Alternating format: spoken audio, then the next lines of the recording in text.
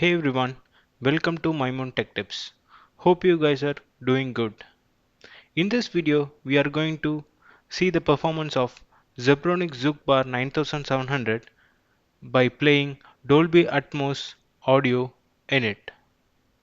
This particular sound test should be similar to any 2.1 Dolby Atmos soundbar which has dedicated up-firing speakers. We will share our feedback, how the soundbar performed at end of this video. Without wasting any time, let's dive into the video. Before that, if you guys are new to Maimun Tech Tips, please subscribe to Maimun Tech Tips for amazing tech videos. We post 3 new videos every week. I have done the Dolby Atmos setup with Xbox. I will share the Xbox setup video link in the description below.